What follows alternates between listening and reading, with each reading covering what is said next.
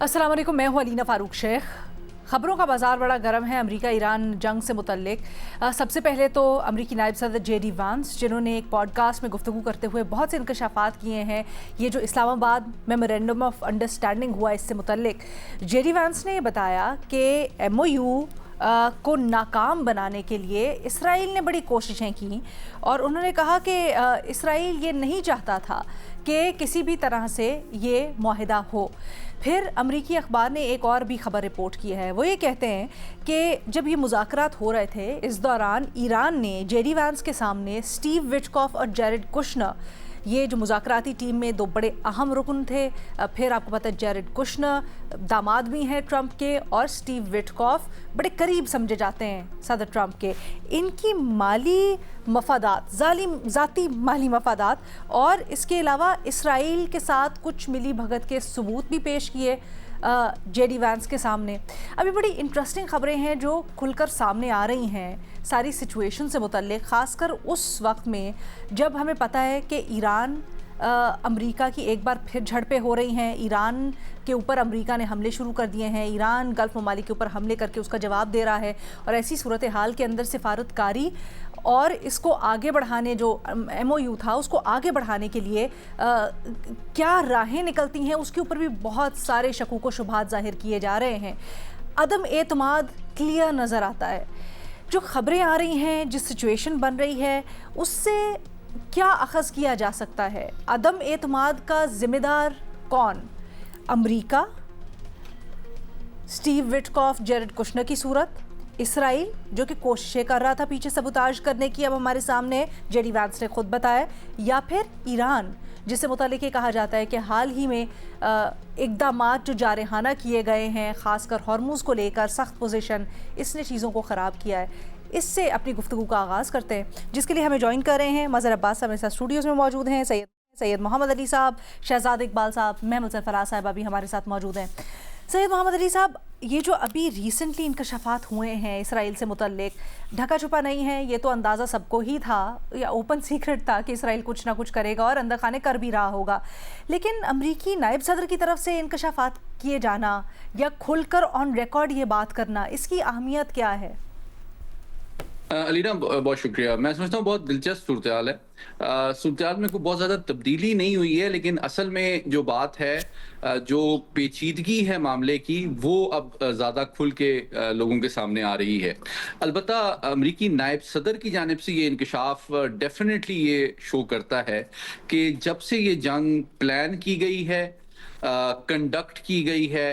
और जितना peace process चला है, उसमें वो अपने सियासी मुस्तक़बिल को बड़ी अहमियत दे रहे हैं और कोशिश कर रहे हैं कि वो एक मुतवाज़न, ज़िम्मेदार पीस मेकर के तौर पे रिपब्लिकन पार्टी, आलमी बरादरी और अपने वोटर के सामने नज़र आएं, ताकि, क्योंकि देखें वो इस बात को बखूबी जानते हैं कि वो अभी एक जवां साल अर्ली 40s में हैं और he sees a long political career ahead of him, जबकि ये दूसरी और मोस्ट प्रोबेबली आखिरी टर्म है ट्रंप साहब की, और उनको पता है कि अब अगर इस जंग को मिड टर्म इलेक्शन में वो सेल नहीं कर सकेंगे और अवाम का एतमाद और वोट हासिल नहीं कर सकेंगे, तो यही वो वक्त है कि कुछ बयानात और स्टेटमेंट्स के ज़रिए से, एहतियात के ज़रिए से किसी हद तक अपने आप को इन गलतियों और गलत फैसलों से जुदा किया जाए और वोटर, पार्टी और आलमी बरादरी के सामने दिखाया जाए कि जी ठीक है, मैं वाइस प्रेसिडेंट तो था, बट डिसीजन तो सारे ट्रंप साहब ले रहे थे, मैं उनको बता रहा था, लेकिन वो मान नहीं रहे थे, सुन नहीं रहे थे और अपने मफादात और नज़रियात के तहत काम कर रहे थे। तो मैं इसमें कोई ज़्यादा हैरान नहीं हूँगा अगर आने वाले हफ्ते और महीनों में मिड टर्म के करीब जो JD वांस हैं, उनके बयानात और सदर ट्रंप की सोच और क्लेम्स में आपको फर्क मजीद बढ़ता हुआ नजर आएगा। और जैसे जैसे सदर ट्रंप की सदारत अपने पाए तकमील तक पहुंचेगी, सिर्फ ये मौजूदा जंग नहीं, बाकी भी जो मामलात हैं जिसमें वो समझते हैं कि इनको अगर अपने सियासी मुस्तकबिल और रिपब्लिकन पार्टी के सियासी मुस्तकबिल के लिए نقصان دہ وہ فیصلے ثابت ہوں گے ان سے یہ اپنے آپ کو پہلو تہی کریں گے, اپنا پہلو بچائیں گے اور اپنا دامن بچائیں گے اور آگے چلنے کی کوشش کریں گے. اچھا, یہ تو ایک سیاسی پہلو جو بڑا امپورٹنٹ ہے. اچھا, دوسری بات یہ ایک حقیقت ہے کہ جیرڈ کشنر ہو جائیں یا جو ان کے دوسرے وٹکاف صاحب ہو جائیں, یہ بنیادی طور پہ تو آپ دیکھیں نا یہ ریئل اسٹیٹ اور بزنس کمیونٹی سے تعلق رکھتے ہیں. ان کا کوئی تصویراتی تھنک ٹینک, پولیٹیکل سٹیٹس اور کیریئر اور بیک گراؤنڈ ہے ہی نہیں. اور تو اس وجہ سے یہ کوئی مطلب یہ بات ازیوم کرنا کہ وہ بہت زبردست اسٹیٹسمین کا شپ کا مظاہرہ کرتے ہوئے چونکہ ان کو اپوائنٹمنٹ مل گئی ہے وہ سارے کمپلیکس مسائل کو فوراً حل کر دیں گے, یہ میں سمجھتا ہوں کہ تھوڑا سا غیر حقیقت پسندانہ توقع ہے. اور یہ توقع بھی غیر حقیقت پسندانہ ہے کہ وہ اپنے معاشی مفادات اور اپنے تجارتی مستقبل سے بالکل بالا تر ہو کے امریکہ کے قومی مفاد میں یہ سارے فیصلے اور اس پروسیس میں شامل ہیں. اچھا, یہ ایک پہلو ہے. دوسری بات یہ بھی ایک حقیقت ہے کہ صدر ٹرمپ اپنی پہلی پریزیڈنسی میں, علینا آپ کو یاد ہوگا, یہ پہلے امریکی صدر ہیں جنہوں نے امریکی سفارت خانے کو بیت المقدس میں منتقل کیا تھا. اور وہ ایک مطلب بہت نرم گوشہ اسرائیل کے ساتھ تمام امریکی صدر رکھتے ہیں, لیکن ان کا جو اثر و رسوخ جوش لابی کا یا اسرائیلی لابی کا ان کے حوالے سے ہے وہ شاید کسی اور صدر کے مقابلے میں زیادہ ہے. اور پھر ابھی آپ نے دیکھا کہ جو آن جہانی جو سینیٹر صاحب ہیں ان کا بھی انتقال ہوا ہے, لنسی گراہم, ان کے بارے میں بھی یہ انکشافات سامنے آئے ہیں کہ وہ تو بھرپور انداز میں ایک طرح سے امریکی کانگریس کے اندر ایک طرح سے لیڈنگ وائس کا کام کر رہے تھے, ان پہ دباؤ ڈالنے کے لیے, فنڈز اکٹھے کرنے کے لیے, اس جنگ کی مہم کو آگے بڑھانے کے لیے, بلکہ اس حد تک کہ اس جنگ کے شروع ہونے سے پہلے جو اسرائیلی حزب اختلاف ہے ان کو انہوں نے جا کے قائل کیا کہ جناب آپ نتن یاہو صاحب پہ تنقید بند کر دیں, is the greater interest of destroying Iran. تو میں سمجھتا ہوں کہ یہ وہ حقائق ہیں جو کہ ایک روایتی جو ہم سفارتکاری دیکھتے ہیں ڈی ایسکلیشن یا کانفلکٹ مینجمنٹ کے حوالے سے اس سے مختلف ہے, جس کو انفارچونیٹلی. اور دوسری جانب آپ نے دیکھا کہ ایک اور فیکٹر, میں آخری بات کر لوں, ایران چونکہ دیکھیں جتنے بڑے پیمانے پہ ایک فقید المثال آپ نے جو جنازہ دیکھا سابق رہبر کا, اس کے نتیجے میں جو موجودہ سیاسی اور فوجی قیادت ہے اس کو شاید یہ احساس ہوا ہے کہ جناب پوری عوام ان کے ساتھ کھڑی ہے تمام تکالیف اور نقصانات کے باوجود, جس کی وجہ سے شاید وہ بھی زیادہ امبولڈن ہو گئے ہیں. اور آپ نے دیکھا کہ ان کی پارلیمان نے بھی میجورٹی کے ساتھ ووٹ کیا کہ جناب ہم ریونج لینا چاہتے ہیں. تو اب انفارچونیٹلی ایران کا امبولڈن ہونا اور دوسری جانب اسرائیل کا جو اثر ہے وہ امریکی وائٹ ہاؤس پہ بہت زیادہ ہے, ایک ایسے وقت میں جبکہ صدر ٹرمپ بھی روایتی پریزیڈنٹ تو نہیں ہے نا علینا. دیکھیں وہ اسٹیٹ ڈپارٹمنٹ, سی آئی اے, پینٹاگون سے جو روایتی انپوٹ اور تھنک ٹینک سے آتی ہے اس کو تو خاطر میں نہیں لاتے. صاحب, to concluding your argument, influence ان کے اوپر, جتنا انفلوئنس ان کے اوپر جیرڈ کشنر اور وٹکاف کا ہے وہ باقی لوگوں کا نہیں ہے. اس وجہ سے ان کو جو فوجی انپوٹ ملی بھی ہے کہ جناب آپ جنگ نہ کریں اور زمینی جنگ کی طرف نہ جائیں, انفارچونیٹلی وہ صرف استفادہ نہیں اٹھا سکے. ٹو کنکلوڈ یور آرگیومنٹ, آپ کیا سمجھیں گے یہاں پر ٹرسٹ ڈیفیسٹ کا زیادہ ذمہ دار کون ہے, اسرائیل کی طرف سے یا تھرو وٹکاف اینڈ کشنر جو ہو رہا تھا وہ سب امریکی ڈیسیجن میکنگ یا ایرانی ڈیسیجن میکنگ؟ ایک جملے میں اگر میں کہوں تو میں سمجھتا ہوں کہ صدر ٹرمپ کی جو اندازے ڈیسیژن میکنگ ہے وہ اندازے ڈیسیژن میکنگ ہے, کیونکہ ان کا ڈیسیژن میکنگ ایک روایتی امریکی پریزیڈنٹ کی طرح انکلوسیو نہیں ہے. وہ تمام انسٹیٹیوشن سے انپٹ لے کے جس طرح ایبسولوٹلی, اور آپ نے بڑی اچھی طرح سے اس کو ایکسپلین بھی کیا پورا کا پورا کرونالوجیکل آرڈر میں. بٹ محمل, یہ جو کشنر سے متعلق اور وٹکاف سے متعلق تحفظات ہیں یہ ایرانی جب ابھی بات ہو رہی تھی 28 فروری سے پہلے بھی، جب اکتوبر پچھلے سال حملہ کیا گیا تھا اور مذاکرات کی بات ہو رہی تھی، ایرانی تب بھی ان تحفظات کا اظہار کرتے تھے، بار بار بتاتے تھے کہ کیوں وہ نہیں چاہتے.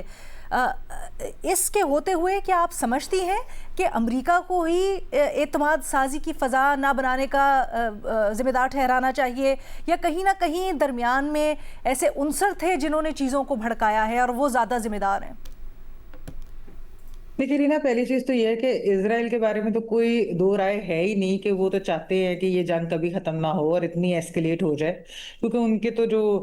ڈیزائنز ہیں، گریٹر اسرائیل کے ایکسپینشنسٹ ڈیزائنز ہیں، اس کو تو سوٹ کرتے ہیں کہ اس طرح کی جنگ چلتی رہے، اور بے شک باقی ممالک کا یا دنیا کا اس کے اندر نقصان ہوتا رہے، لیکن ان کو لگتا ہے کہ یہ ان کے لیے ایک اچھی چیز ہے. تو اسرائیل تو ہمیشہ ہی ایک سپوائلر کا کردار ادا کرے گا. جب یہ اسلام آباد MOU ہوا بھی، اس سے پہلے بھی جب اسلام آباد ٹاکس بھی ہو رہی تھی، تب بھی آپ کو معلوم ہے کہ لیبنان کے اوپر اسرائیل نے کس طریقے سے ایک سپوائلر کا کردار ادا کیا، سیبوٹاج کرنے کی کوشش کی پورے کے پورے پیس پروسیس کو. تو اسرائیل کو تو obviously وہ تو نمبر 1 ہے کہ جو چاہتا ہے کہ یہ کبھی بھی پیس نہ ہو. لیکن اس کے اندر جو یہ ابھی سب کچھ ہو رہا ہے، یہ بات درست ہے کہ یہ جو صدر ٹرمپ ہیں، یہ ان کی وجہ سے ہو رہا ہے، کیونکہ دیکھیں US ایران کی ڈیل ہوئی ہے نا، اسرائیل کے ساتھ تو ڈیل نہیں ہے. تو اگر پیس ڈیل چلنی ہے، اگر اسلام آباد MOU آگے بڑھنا ہے، نیگوسیشنز ہونی ہے، تو وہ دونوں سائڈز کی طرف سے جو ہے وہ آگے جانا ہے. لیکن جب ایک سائڈ یعنی امریکہ جو ہے اور صدر ٹرمپ جو ہیں وہ دھمکیاں لگائیں گے، وہ اس طرح کے جو ہے ایگریشن کریں گے، وہ اس پیس ڈیل کو خود ڈیریل کرنے کی کوشش کریں گے، تو obviously انہی کے اوپر جو ہے یہ ریسپانسبلٹی آتی ہے. اب جہاں تک آپ نے جیرڈ کوشنر اور سٹیو وٹکاف کی بات کی، دیکھیں رینا، جو اسلام آباد ٹاکس ہوئی تھی، جو پہلا راؤنڈ ہوا تھا، اس کے اندر JD وینس انکلوڈ ہی اس لیے ہوئے تھے کہ ایرانینز نے اس وقت بھی یہی بات کی تھی کہ یہ جو باقی دو ہیں یہ اسرائیل کے نمائندے ہیں، یہ زائنسٹ کے نمائندے ہیں، ہمیں وینس اگر آپ بھیجے تو پھر یہ ہے کہ لگے گا کہ تھوڑا امریکہ سیریس ہے، بیکاز اس کو اس تناظر میں دیکھا جاتا ہے امریکی پالیٹکس کے اندر بھی کہ وہ اس طرح سے پرو اسرائیل یا پرو زائنزم نہیں ہے. ابھی جو یہاں پر بات بھی جیسا محمد علی صاحب بھی کہہ رہے تھے کہ آگے کی جو سیاست ہوتی ہے، اب دیکھیں JD وینس جو ہے وہ بھی اور روبیو بھی، یہ دونوں اگلے ریپبلکن پریزیڈنشل کینڈیڈیٹس ہوں گے، یعنی ان کا جو ہے وہ نظر ایسے ہی آ رہا ہے کہ یہ دونوں بھی اس کے لیے جو ہے صدارتی ریس میں دوڑیں گے، اسرائیل سمجھے جاتے ہیں، اور وینس جو ہیں وہ اینٹی اسرائیل سمجھے جاتے ہیں. اور وینس یہ بات بہت اچھی طرح سمجھتے ہیں کہ اسرائیل کو اب لوگ، امریکی پبلک اب پسند نہیں کرتی، اور خاص طور پہ ماگا بیس جو بار بار کہتی ہے کہ you should put America first and not Israel first. اور یہ جو ابھی تو انفلوئنسز وغیرہ کی بات ہوئی، لیکن آپ دیکھیں APEC جس طریقے سے فنڈنگ کرتا ہے، اس کے اندر وہ خالی ریپبلکن نہیں ہے لینا، ڈیموکریٹس کی آپ فنڈنگ اٹھا کے دیکھ لیں کہ وہ کتنی زیادہ ہیویلی پرو اسرائیلی کیمپ سے ان کی فنڈنگ ہو رہی ہوتی ہے. تو اس کے اندر تو کوئی شک ہے ہی نہیں کہ جو اسرائیلی لابی ہے وہ تو بہت پیسہ انفلوئنس کے لیے خرچ کرتی ہے امریکہ کے اندر. امریکہ کے جو انفلوئنشل پولیٹیشنز ہیں ان کے اندر پھر آپ کو معلوم ہی ہے کہ ایپسٹین فائلز کا بھی جو سارا پورا جو چیز سامنے آئی وہ یہی ہے کہ وہ بلیک میل کے لیے بھی استعمال ہو رہا تھا، وہ جو ہے انفلوئنس کے لیے بھی استعمال ہو رہی تھی وہ چیزیں. تو یہ سب کچھ تو ہمارے سامنے ہے. تو اس لیے میں کہوں گی کہ اسرائیل نے تو کسی ہتھ کنڈے سے باز نہیں آنا. وہ بے شک پیسے خرچنے ہوں، وہ بے شک بلیک میل کرنا ہو، وہ بے شک اور کوئی اس طرح کی چیزیں کرنی ہو، وہ تو کریں گے ہی کریں گے. لیکن at the end of the day responsibility America کے اوپر آتی ہے. اور دیکھیں ٹرمپ ایڈمنسٹریشن میں اتنے سینئر جو ہیں یعنی وائس پریزیڈنٹ کی طرف سے یہ بات آنی ہے بڑی سگنیفیکنٹ ڈیولپمنٹ بھی ہے، بڑا سگنیفیکنٹ بیان بھی ہے، کیونکہ یہ شو کرتا ہے کہ بے شک اگر صدر ٹرمپ جو ہے وہ اسرائیل کی وجہ سے یا ایون وہ اپنے جو ان کی ایک انپریڈکٹیبل نیچر ہے اس کی وجہ سے وہ فرسٹریشن میں ہوگی اور وہ اس طرح کی جو ہے وہ اسٹیٹمنٹس دے دیتے ہیں، لیکن جو JD وینس ہے وہ یہ بات بالکل سمجھتے ہیں کہ یہ جنگ کسی کے فائدے میں نہیں، امریکہ کے بھی فائدے میں نہیں، بلکہ امریکہ کو نقصان کرے گی. اور امریکہ کے لوگ جو ہیں اس جنگ سے خائف ہیں، اور امریکہ کے لوگ اسرائیل سے بھی خائف ہیں، اور وہ چاہتے ہیں کہ جتنا ڈسٹنس امریکی ایڈمنسٹریشن اپنے آپ کو اسرائیل سے کر سکے وہ ان کے سیاسی فیوچر کے لیے اور ویسے بھی اوور آل اکنامک اور ہر چیز کے لیے بہتر ہوگی. تو اس لیے میں اس میں رسپانسبلٹی امریکہ کے اوپر ڈالوں گی. اسرائیل تو از آلویز دیئر، وہ تو ہے ہی ہے. لیکن شہزاد، امریکی صدر ہمیں پتہ ہے امریکہ اس ڈیل کے لیے بہت ڈیسپریٹ تھا، امریکہ بڑی شدت سے چاہتا تھا یہ ڈیل ہو، ایٹ ٹائمز امپیشنٹ بھی ہیں بائی نیچر صدر ٹرمپ، اور اس ڈیل کے لیے بھی بڑے امپیشنٹ تھے، یہ بھی ہمیں پتہ ہے. तो क्या आप ये समझते हैं कि ईरान कहीं ना कहीं अच्छे नेगोशिएटर की क्वालिटी होती है, अपने अपोनेंट को समझता है, उनको ट्रंप की नेचर समझनी चाहिए थी या वहाँ पर भी थोड़ी सी उनसे चूक हुई? क्योंकि बार बार ट्रंप ये कहते हैं कि ईरानी झूठ बोल रहे हैं, एक चीज़ के ऊपर करते हैं फिर उसको इतना एक्सटेंड करते हैं, क्या ये फैक्टर भी हो सकता है? अलीना देखें, मिसट्रस्ट इतना ज्यादा है इन दोनों ममालिक के दरमियान, और ऑब्वियसली जो फरीकैन इसमें निगोशिएट कर रहे हैं कि किसी एक पर मुकम्मल रिस्पॉन्सिबिलिटी डालना जो है मेरे ख्याल से दुरुस्त नहीं होगा। अच्छा, इससे शुरू कर लेते हैं कि अभी जो रीसेंट सीजन में हमने एपिसोड देखा है जिसमें ईरान के ऊपर एक इल्जाम लगाया जा रहा है बिलखुसूस प्रेसिडेंट डोनाल्ड ट्रंप की तरफ से, और बाज हल्के ये कह रहे हैं कि ईरान ने जो है इररिस्पॉन्सिबली बिहेव किया। तो देखिए, इस वक्त अगर इस पर आर्ग्यूमेंट की जाए कि हाँ शायद उनको कतर के जो जहाज पर नहीं अटैक करना चाहिए था, अगर स्ट्रेट ऑफ हुर्मुज़ में किसी किस्म की खिलाफ वर्जी हो रही थी, वायलेशन हो रही थी, या ओमान के जरिए एक ऑल्टरनेट रूट निकालने की कोशिश कर रहे थे कुछ ममालिक बिलखसूस अमरीका,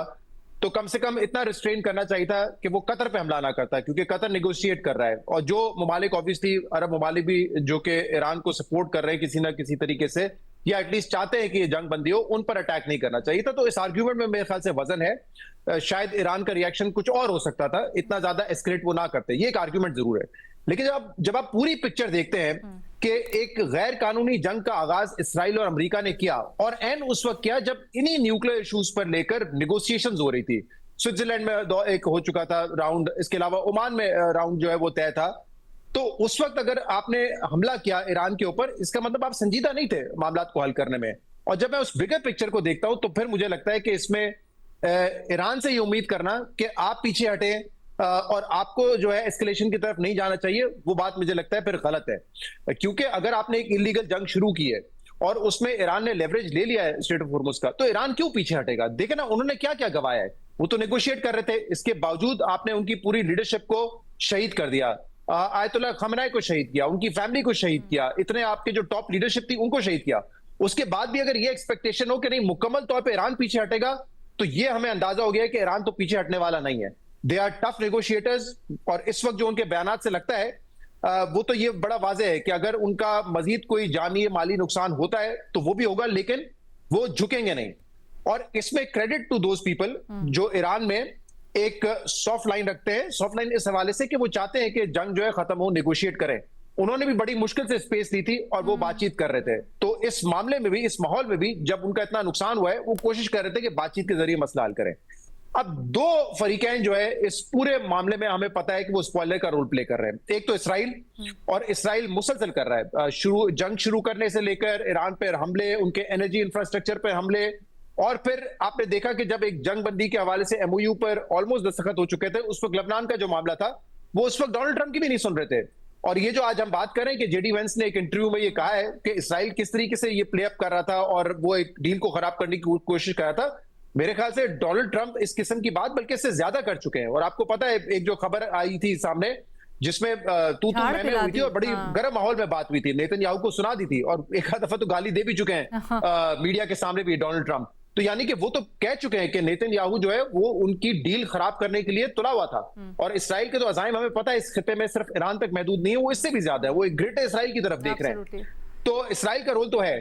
लेकिन डोनाल्ड ट्रंप जिनके अपने बयानात, मतलब दिन में अगर 10-12 ट्वीट करने हैं किसी ने नेगोशिएशंस को लेके, क्रेडिट लेना है, दूसरों को जलील करना है, तो आपको पता है कि he has been playing that role as well, वो भी एक स्पॉइलर का रोल प्ले करते रहे। तो मेरे ख्याल से अगर किसी दो फरीकैन पे आपने इल्जाम लगाना है तो वो इसराइल और डोनाल्ड ट्रंप के अपने जाती ट्वीट्स हैं। पॉलिसी वाइज तो ठीक है, वो एक आप जैसे कह रही है कि वो बड़ा डेस्परेट नजर आते हैं कि हमें डील करनी है, और बिल्कुल जैसे अली साहब ने कहा कि मिड टर्म इलेक्शन से पहले वो चाह रहे थे कि मामला सॉर्ट आउट हो जाए ताकि कुछ उनको कूलिंग पीरियड मिल जाए, ऑयल प्राइसेस वगैरह नीचे आ जाए। ये पॉलिसी तो थी, लेकिन वो जो अब क्या कहते हैं, पता नहीं मुझे कहना चाहिए कि नहीं कहना चाहिए, वो एक पोस्ट करने का जो कीड़ा होता है आपके अंदर, वो मेरे ख्याल से उनको मजबूर कर रहा था कि इस तरह के बयानात दें और ये मामले को खराब करते रहे। तो वो उनके हाथ से कोई फोन ले ले तो शायद मामला बेहतर हो जाता। और ये ईरान ने जो फर्स्ट राउंड ऑफ नेगोशिएशंस थे जिसके बाद जंग का आगाज किया गया, उसके बाद इन दोनों हजरात के हवाले से अपने तहफ़्फ़ुज़ात का इजहार किया था कि स्टीव विटकॉफ और कुशनर के साथ हम नेगोशिएट नहीं करेंगे। और ये बिल्कुल ठीक बात है, ना ये डिप्लोमैट है, ना इनका कोई तजुर्बा है नेगोशिएशंस में, ये कारोबारी लोग हैं, और इनका पहला मफाद यही होगा कि हमारा फायदा किस तरह होता है, हम कैसे पैसा बना सकते हो। इसीलिए उन पर इल्जाम लग रहा है कि डील से ज्यादा वो फाइनेंशियल मार्केट में मुनाफा कमाने के लिए जो है नेगोशिएट कर रहे थे। اچھا بٹ میں یہ سمجھنا چاہتی ہوں مظہر عباس صاحب کہ بڑی مشکل سے ہم نے دیکھا 2-2.5 مہینوں کی کوششوں کے بعد ایک ایم او یو کے اوپر ہم پہنچے, انڈرسٹینڈنگ ہو گئی, ٹیبل کے اوپر بیٹھ رہے تھے, سیز فائر ہو گیا, سازشیں ہو رہی تھیں, لیکن پھر کیا سازشیوں کے ہاتھوں میں یا ان کی سازش کو پلے آؤٹ کرنے کا موقع مل جانا یا وہ دے دینا, وہ کتنا کاؤنٹ کرتا ہے, اس کی ذمہ داری کتنی آتی ہے ایران کے اوپر, یا پھر یہاں پر ہوللی اینڈ سوللی امریکہ ہی ذمہ دار ہے؟ دیکھیے یہ جنگ بالکل ویسی تھی جیسے ویپن آف ماس ڈسٹرکشن کا ڈرامہ تھا عراق پر اٹیک سے پہلے, وہ بھی ایکسپوز ہوا اور دنیا میں ایکسپوجر ہوا. یہ انفارچونیٹ ہے. اب سب سے اہم بات یہ ہے کہ اس پوری جنگ میں جو یہ جنگ ہوئی ہے اس میں یو این کہیں نظر نہیں آیا. یعنی یہ حیران کن بات ہے کہ ایک جنگ جو ایٹمی جنگ تک پہنچ چکی تھی اس میں اقوام متحدہ بالکل ایک غائب, ایسا لگا ہے کہ جیسے ایگزسٹ ہی نہیں کرتا اقوام متحدہ, جبکہ ویپن آف ماس ڈسٹرکشن کا ٹوٹل رسپانسبلٹی اقوام متحدہ پر جاتی ہے کیونکہ اس نے اوکے کیا تھا اس چیز کو جو بعد میں غلط ثابت ہوئی. یہ جنگ بھی ڈونلڈ ٹرمپ ایران کو عراق سمجھے, خامنائی کو صدام حسین سمجھے, اور پھر جب یہ جنگ ہار گئے تو اب جو ہارنے والا ہے وہ جو فرسٹریشن ہارنے والے کی ہوتی ہے وہ ڈونلڈ ٹرمپ کی فرسٹریشن بہت واضح طور پہ نظر آ رہی ہے. دیکھیں ایران ایک پرماننٹ سولوشن چاہتا تھا کہ یہ نہ ہو کہ آپ آج ایم او یو سائن کر لیا, جنگ بندی ہو گئی, ایک مستقل حل جس میں لبنان کا ایشو بھی تھا, جس میں غازہ کا ایشو بھی تھا, اور جس میں ظاہر ہے ایران کا ایشو بھی تھا, اور جو ایک ٹیمپرری دیکھیں ایم او یو جو ہوتا ہے وہ ایم او یو ایکارڈ نہیں ہوتا, بیسکلی عبوری انڈرسٹینڈنگ تھی. عبوری انڈرسٹینڈنگ تھی. اب دو ایسے فریق جو بالکل, ایک فریق تو ایسا ہے جو ایران کو آج اب بھی ڈونلڈ ٹرمپ دے ایران میں موجودہ رجیم کو برداشت نہیں کرتے, وہ اسرائیل تو ایک الگ بات ہے, اسرائیل تو ہے ہی مین چیز, لیکن ایکچولی میرا خیال ہے امریکہ بھی کیا Donald Trump personally is responsible for all this. ایک ایڈونچر تھا ان کا جو مس ایڈونچر ثابت ہوا, ایک ایسی صورتحال میں, ایک ایسے وقت میں انہوں نے جو ہے حملہ کیا ایران پہ جبکہ ایران نیگوسیشن میں تھا, جس طرح بھی شہزاد کہہ رہے تھے, اور کافی حد تک بات آگے بڑھ گئی تھی اس میں. تو اب اس میں چاہے وہ ایم او یو بیچ میں جو ظاہر ہے اس کے ایران اور امریکہ کے درمیان ایک اعتماد سازی تو بالکل بھی نہیں ہے, ورنہ تو بیچ میں میڈیٹرز کیوں پڑتے اگر دونوں کے درمیان اس طرح ہوتی. لیکن میرا خیال ہے اس چیز کو کہ جی اس نے خلاف ورزی کی, اس نے خلاف ورزی, ان ٹوٹالٹی اگر ہم دیکھیں کہ کیا امریکہ ایران کے ساتھ سنسیئر ہے, کیا امریکہ نے وہ کیوں جب ایک ایم او یو سائن ہوا تھا امریکہ نے اقتصادی پابندی کیوں نہیں ختم کی ایران سے, آپ بعد میں لگا دیتے اگر ایران وائلیٹ کرتا اس میں. تو اس کے معنی یہ ہے کہ اب جو ڈونلڈ ٹرمپ جتنا بھی دعویٰ کر رہے ہیں, باقی تو internal American J D Vance ہو یا دوسرے ہوں, یہ انٹرنل پالیٹکس ہے امریکہ کی, لیکن جو اس پورے 2-2.5-3 مہینے کی جو پوری اگر آپ جسٹ نکال کے دیکھیں, one man is responsible, that is Donald Trump. اچھا, آپ کی موجودگی کا فائدہ اٹھاتے ہوئے سید محمد علی صاحب, ابھی کچھ دیر پہلے بڑی اہم خبر آئی ہے کہ ایران نے, راٹرز کا ایکسکلوزیو ہے, وہ دعویٰ کریں کہ ایران نے حوثیوں کو کہہ دیا ہے کہ اگر تو پاور نیٹ ورکس کے اوپر حملہ ہوتا ہے جیسا کہ دھمکا رہا ہے اس وقت یو ایس, تو آپ نے ریڈ سی والا روٹ یعنی باب المندب والا روٹ بند کر دینا ہے. آپ کیا یہ ہوتا ہوا فزیکلی دیکھ رہے ہیں؟ دوسری طرف ہم یہ بھی دیکھ رہے ہیں کہ یو ایس کہتا ہے کہ جو آئلینڈز ہیں ان کے صدرن, ہم ان کے اوپر قبضہ کر لیں گے. دونوں میں سے یہاں تک ایسکلیشن جا سکتی ہے, اور اگر ہوتا ہے تو اس سے کیا مراد ہوگی پھر؟ Thank you for asking this Elena. Actually ابھی تھوڑی دیر پہلے رائٹرز نے میرا اسی حوالے سے انٹرویو بھی کیا تھا, تو وہ مجھ سے یہی سوال انہوں نے کیا تھا. دیکھیں دو پہلو ہیں. جو ایران کی اس وقت حکمت عملی ہے وہ بالکل واضح ہے, اور وہ یہ ایک اسٹریٹجک سگنل دے رہے ہیں وہ امریکہ کو بھی اور پوری عالمی برادری کو کہ اگر آپ ورٹیکل ایسکلیشن میرے ساتھ کریں گے تو میں رسپانس میں جوابی طور پہ हॉरिजॉन्टल एस्केलेशन करूंगी, यानी कि अगर तबाही और पेन आप ईरान की क़यादत, मुल्क और कौम पे इन्फ्लिक्ट करेंगे, ठीक है, तो जवाबी तौर पे मैं इस जंग को ज्यादा फैला दूंगा महंगी और तकलीफदेह पूरी दुनिया के लिए बना सकता हूं। अच्छा, इसका सबूत क्या है? ये हुतीस की जो एस्केलेशन है, इसको सिर्फ आप सऊदी अरब और हुती की बाहमी मसाइल के कॉन्टेक्स्ट में ना देखें, ये पूरी आलमी बरादरी को अमूमी तौर पे और अमेरिका को खुसूसी तौर पे इनडायरेक्ट सिग्नल है कि जनाब, अगर दुनिया में तेल की प्राइसेस डबल हो गई फॉर एग्जांपल सिर्फ आबनाए हरमस को बंद करने से, तो हुतियों के जरिए से अगर रेड सी को भी मैं ब्लॉक करवा दूं तो दुनिया की ऑयल प्राइसेस 4 गुना हो जाएंगी। तो आप अपनी कैलकुलेशंस कर लें। उसने ये एक सिग्नल दिया है एस्केलेशन रंग के अगले 3-4 अदवार के ऊपर कि अगर आप मुझे ये और ये तुर्की ब तुर्की, आपके ख्याल में ये डिटरेंट हो सकता है अमेरिका? एक जुमला कह दूं अलीना, मैं सिर्फ एक जुमला कह दूं, ये इसको कहते हैं स्ट्रेटेजिक कम्युनिकेशन में ये सिग्नलिंग ये है कि एक जानिब ट्रंप ने सिग्नल किया कि जनाब मैं आपके ब्रिजेस और पावर प्लांट्स उड़ा दूंगा, तो ईरान की तरफ से इनडायरेक्ट सिग्नल ये आया कि जनाब मैं बाबल मंदब को भी हुतीस के जरिए अगर बंद करवा दूं तो दुनिया की तेल की तिजारत और वो अरब ममालिक जो कि आबनाए हरमस पे डिपेंडेंट नहीं है अपनी तिजारत के लिए, वो रेड सी पे तो डिपेंडेंट हैं, कल को उनके तिजारती मफादात भी मुतासिर होंगे और आलमी जो तेल और गैस की कीमतें हैं वो अभी अगर डबल हुई हैं तो मैं इनको 4 गुना करने की सलाहियत रखता हूं। तो ये कैलकुलेशन कल के फिर आप मेरे पास जंग में दोबारा आए। As an expert Mohammad Ali साहब, ये डिटरेंट हो सकता है अमेरिका के लिए या फिर ये एस्केलेटर हो सकता है इन द सेंस कि आप तो इधर भी अब खलीजी ममालिक को और खासकर सऊदीया को कर रहे हैं वॉर एक तरह से? बहुत अहम सवाल है। देखिए, मेरे ख्याल में ये ईरान के पॉइंट ऑफ व्यू से ये डिटरेंट सिग्नलिंग है 2 वजह से। नंबर 1 कि इस वक्त जो सदर ट्रंप ने तवाहन और कराहन कोशिश बाज पॉजिटिव ट्वीट्स के जरिए से तेल और गैस की कीमतों को कम करने की पिछले 2-3 माह में कोशिश की है, उसका असर आबनाए हरमज की तेल की तिजारत को मुनक़ता करके ईरान ने न्यूट्रलाइज कर लिया, नंबर 1। नंबर 2 ये कि अगर बाबल मंदब भी और वहां की तेल की तिजारत भी अफेक्ट होती है तो दुनिया पे जो तेल की कीमतों पे असर पड़ेगा वो खुद अमेरिका के ऊपर भी और उनकी आवाम पे भी पड़ेगा। और सबसे इंपॉर्टेंट बात ये कि इस वक्त दुनिया के पास जो स्ट्रेटेजिक ऑयल रिजर्व्स अमेरिका के पास हैं वो इस वक्त शायद चीन से कम हैं, और जो कैलकुलेशन है वो उनके पास भी तकरीबन महीने के करीब के ज़खायर हैं, और उनको पता है कि अगर वो मजीद अपने स्ट्रेटेजिक रिजर्व दुनिया की तेल की कीमतों पे दबाव कम करने के लिए रिलीज करेंगे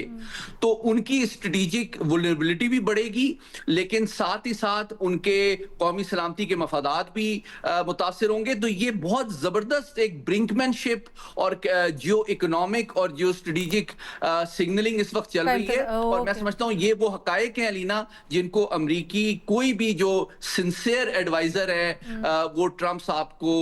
वो बताना इग्नोर नहीं कर सकता कि ये पॉसिबल नहीं है कि अब इसको मजीद कीमत और नुकसान को बर्दाश्त करते हुए वो अपकमिंग मिड टर्म इलेक्शन से पहले एक टेंजिबल इकोनॉमिक और मिलिट्री विक्ट्री में कन्वर्ट करके वोटर के पास जा सके। एब्सोल्युटली। बट इससे आगे सवाल फिर ये भी आता है कि क्या इसका कोई ऑफ रैम्प अवेल है अमेरिका के लिए, जिस तरह से वो दोबारा इस जंग में घुस गया है और इस वक्त एस्केलेशन हो रही है या नहीं?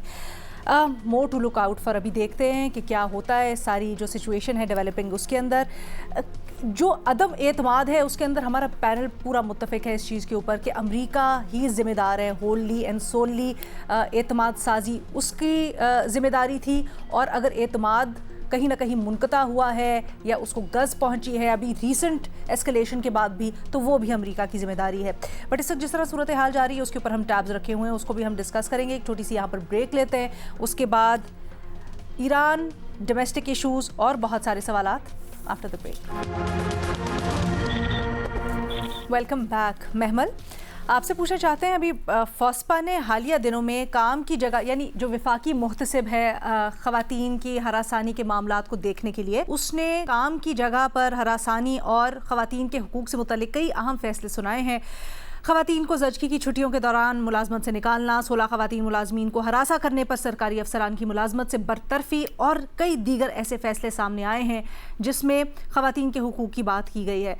یہ جو فیصلے آ رہے ہیں، سزائیں مل رہی ہیں، آپ کی رائے میں کیا یہ ایک سازگار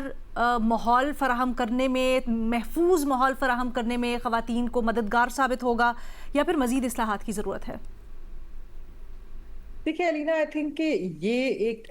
اچھی پازیٹیو ڈیولپمنٹ ضرور ہے۔ ہم نے دیکھا ہے کہ فوسپا جو ہے وہ کنسسٹنٹلی اس طرح کے جو ہے وہ فیصلے سناتے رہے ہیں، پہلے بھی اور ابھی بھی جس طرح سے، لیکن جو ان کے سامنے کمپلینٹس آ رہی ہیں وہ بھی ایک کنسسٹنٹ پیٹرن دکھا رہا ہے علینا، اور وہ پیٹرن یہ ہے کہ ہر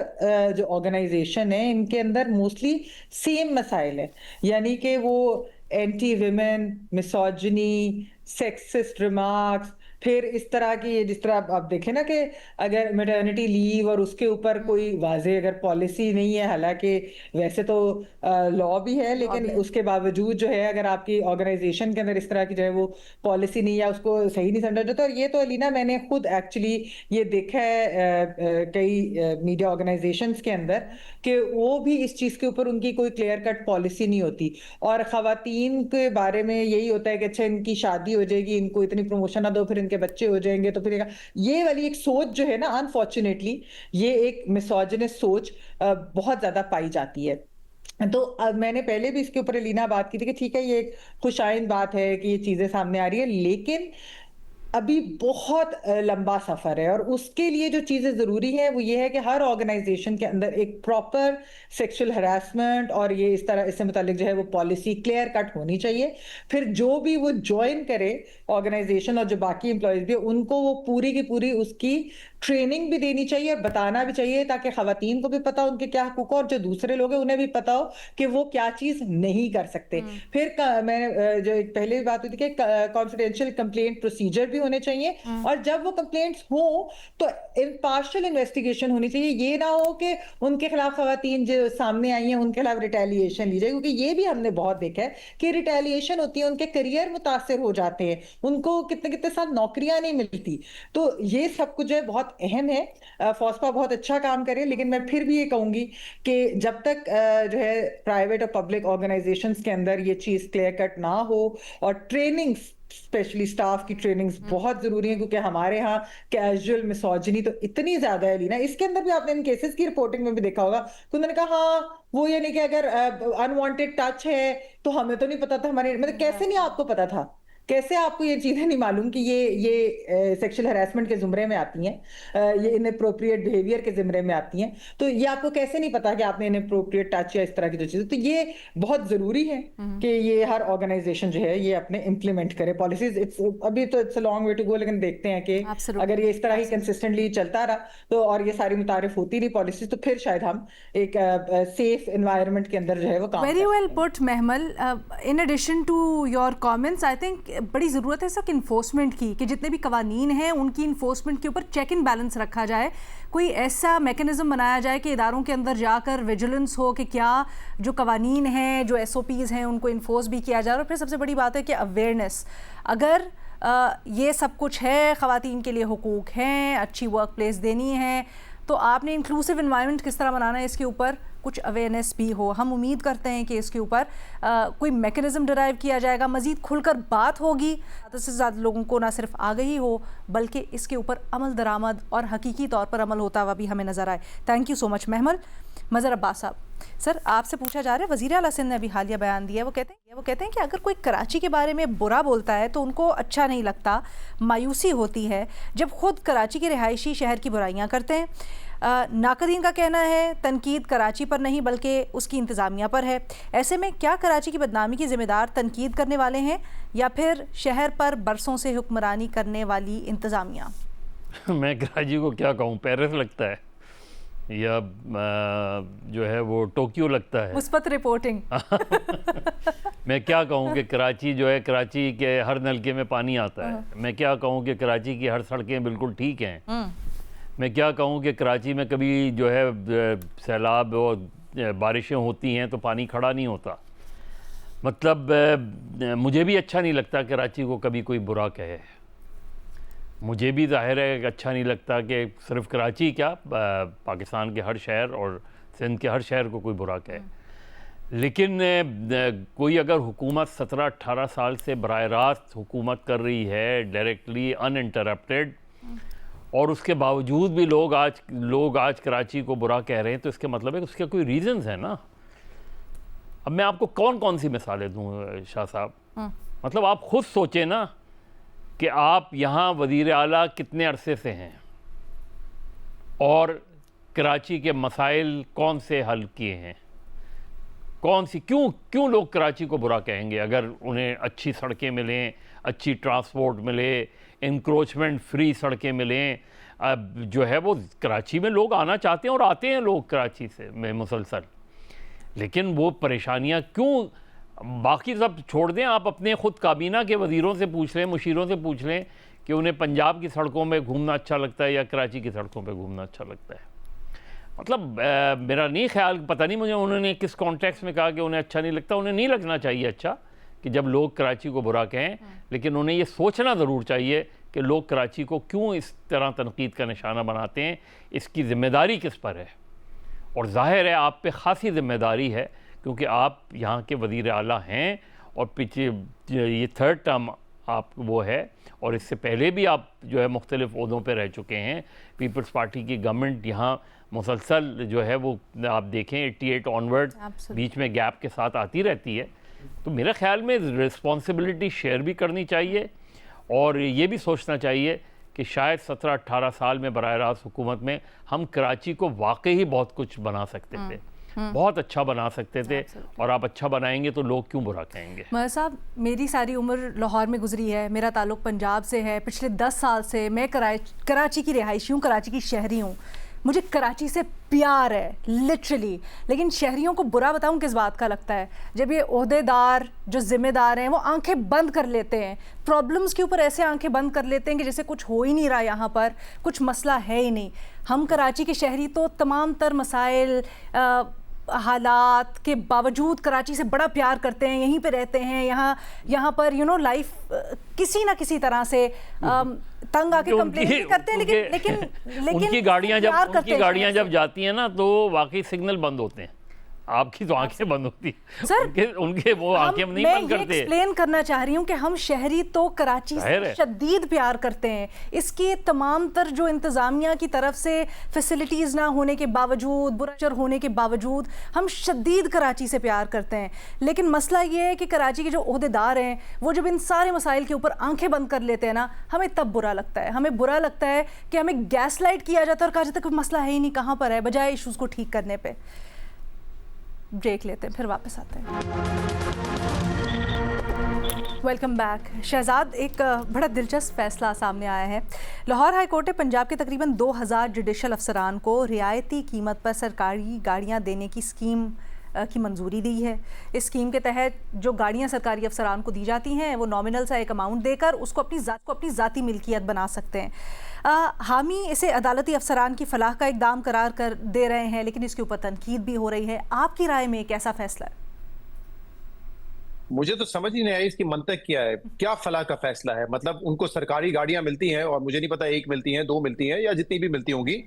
जब तक आप अपने फराइज अंजाम दे रहे हैं वो सहूलत आपके पास है। टैक्स पेयर से आपको हुकूमत जो है वो गाड़ी खरीद के देती है, आप वो चलाएं। मतलब ये स्कीम क्यों मुतारिफ करवाई गई है कि वो 2.5 लाख रुपए 3-3.5 लाख रुपए देके वो गाड़ी अपने नाम पे करवा लेंगे, उनकी ओनरशिप में आ जाएगी, और फिर शायद जब नई गाड़ी मिलनी है उनको तो एक और गाड़ी दी जाएगी, फिर दोबारा ये स्कीम आएगी। इसकी लॉजिक क्या है? कोई मंतक तो हमें बताए ना कि क्या वजह है कि उनको ये नवाजा जा रहा है। तो मुझे तो इसमें कोई समझ नहीं आ रही कि लाहौर हाई कोर्ट ने ये क्यों फैसला किया है, सिवाय इसके कि उनको नवाजा जाए। और जैसे मैंने ऑलरेडी कहा कि जो भी उनकी तनख्वाह होती होगी उसके साथ जो उनको फैसिलिटीज मिलती हैं, उनको गाड़ी तो मिलती है सरकारी, लेकिन वो गाड़ी खरीद के एक बिल्कुल हार्डली जो कि आप कह सकते हैं कि 5% ऑफ द अमाउंट होगा या 10% होगा मैक्सिमम, बल्कि 5% ही होगा। नाम आ रहा है ब्रांड, जी maybe not even that, जिन ब्रांड्स का नाम आ रहा है वो तो हम यहाँ पे नहीं लेंगे, लेकिन ऑब्वियसली वो गाड़ियां कोई 70-80 लाख 60-70 लाख की होंगी। 1000 सीसी से ऊपर गाड़ियों का नाम भी आ रहा है इसके ऊपर। जी बिल्कुल आ रहा है। और वही कह रहा हूँ, वो गाड़ियां अगर 50-60 लाख रुपए की भी हैं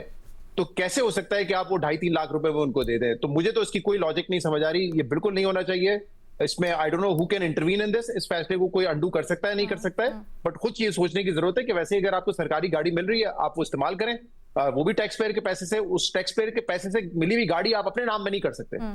अच्छा, तो डबल जेपर्डी हो गई ना, एक तरफ तो टैक्स पेयर के पैसे के ऊपर डाका, दूसरी तरफ जो अदलिया की आज़ादी और ट्रांसपेरेंसी उससे मुतल्लिक भी तो कि अगर आप एक सरकारी स्कीम के तहत अदलिया के अफसरान को इतनी मराहत दे रहे हैं तो क्या इंक्लिनेशन नहीं हो जाती फिर ब्यूरोक्रेसी की, जुडिशल अच्छा, इसमें अब सिस्टम मुझे जी जो खबर हमने देखी है या जो सर्कुलर था उसमें लाहौर हाई कोर्ट का था, मुझे नहीं पता, ऑब्वियसली देखें जो कोई लाहौर हाई कोर्ट तो नहीं पैसा जो है वो कमा कर उनको दे रहा होगा ना, जो फैसला होगा या जो गाड़ियों की प्रोक्योरमेंट होती होगी, परचेजिंग होती होगी, वो तो हुकूमत की तरफ से होती होगी। हाँ। लेकिन जी लेकिन यहाँ पे क्योंकि मैं बात ये कर रहा हूँ क्योंकि ये स्कीम जो है जो बताया गया है सर्कुलर के तहत वो लाहौर हाई कोर्ट ने मुतारिफ करवाई है, तो मुझे नहीं पता इसमें हुकूमत का कितना अमल दखल होगा। अगर हुकूमत डायरेक्टली ये कर रही होती तो ऑब्वियसली यही सवाल होता जो आप कह रही है कि इंडिपेंडेंस ऑफ जुडिशरी कहाँ गई, लेकिन हाँ इनडायरेक्टली तो अभी भी यही है ना कि जो भी सरकारी गाड़ियां उनको मिलती है वो सरकार के पैसे से मिलती है, टैक्स पेयर के पैसे से मिलती है, और अगर इसी दौर में ये स्कीम आएगी तो हाँ इसको ये कहा जा सकता है कि फिर उंगलियां इसी पर उठेंगी कि इंडिपेंडेंस ऑफ जुडिशरी कहाँ जाएगी फिर। ऑल्सो अगर हुकूमत की तरफ से नहीं भी, लाहौर हाई कोर्ट की अपनी तरफ से भी है, तो बाहर की पॉलिटिक्स भी तो होती है ना शहजाद। जी बिल्कुल सही कह रही हैं आप, बिल्कुल सही कह रही हैं, और इसीलिए मेरे ख्याल से इसकी कोई और लॉजिकल रीजन नहीं नजर आ रही कि आप ये क्यों प्रोवाइड करेंगे जब ऑलरेडी उनको सरकारी गाड़ियां मिल रही हैं। ठीक है जी, thank you so much Shahzad साहब। हमारे तजियाकारों यानी ये जो सवालात हैं इसी तरह से हमें लिखते रहिए, हमारे YouTube के चैनल के ऊपर आपने जाना है, नीचे कमेंट्स में अपना सवाल आपने लिख कर हमें भेजना है, हम आपका सवाल अपने तजियाकारों तक पहुंचाएंगे, प्रोग्राम में शामिल करेंगे और उसका जवाब भी लेंगे। आज के शो से इजाज़त दीजिए, अल्लाह हाफ़िज़।